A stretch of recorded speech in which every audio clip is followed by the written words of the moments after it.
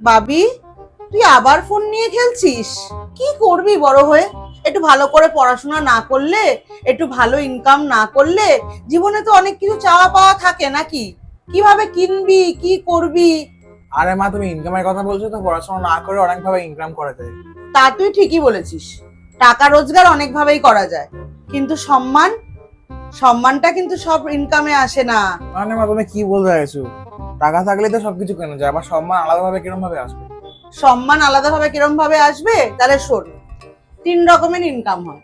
একটা হচ্ছে তোর কোনো শরীরে চাপই নেই, তুই না একদম আরামসে আছিস, কিন্তু তোর অনেক টাকা। সেটা কিভাবে? সেটা হচ্ছে আনএথিক্যাল ওয়েতে। তাতে কি হয়? কোনো রেসপেক্ট থাকে না, মানুষ চোর ডাকাত এসব বলে ডাকে, রাস্তায় দেখলে পুলিশ মারে। আরেক রকম হচ্ছে যারা রিক্সা চালায়, ভারী জিনিস এক জায়গা থেকে আরেক জায়গায় নিয়ে যায়, তার মানে যারা ফিজিক্যাল ওয়ার্কার।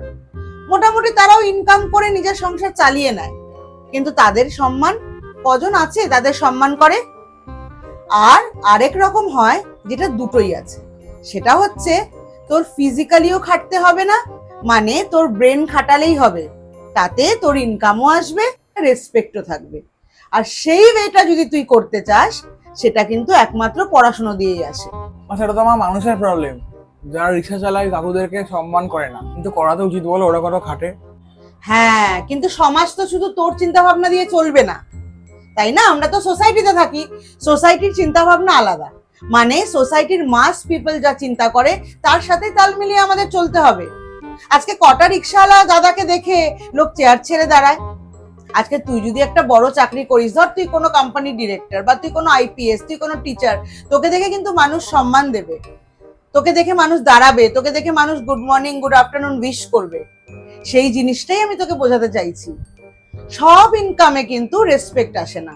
আমার গেমিং, এই যে গেমিং, গেমিং করেও তো মানুষ অনেক ইনকাম করছে, তুই তখন থেকে আমাকে বলতে চাইছিস, আমি তো বুঝতেই পারছি। কিন্তু তুই বলতো, কটা গেমারকে দেখে মানুষ উঠে দাঁড়ায়, স্যালিউট করে? করে না, কিন্তু তাদের কিন্তু অনেক টাকা, তাই না? এখন অব্দি লোকে গেমার বলে গালাগালি করে। আর গেমিং প্রফেশনটা যদি সবাই পছন্দ করতো, তাহলে বাড়িতে বাড়িতে মোবাইল নিয়ে এত অশান্তি হতো না। আজকাল বলতো, কোন মা বাবা চায় যে তার ছেলে মেয়ে গেমার হবে? হতে পারে তারা ব্যাকডেটেড, কিন্তু গেমাররা এখন অব্দি সেই সম্মানটা অ্যাচিভ করতে পারেনি। যেদিন অ্যাচিভ করবে সেদিন বাবা মারাও হাসি মুখে তার ছেলে মেয়েকে গেমার হতে বলবে। মা হ্যাঁ একটু একটু বুঝতে পারছি, কিন্তু আমার তো পড়তে ইচ্ছাই করে না।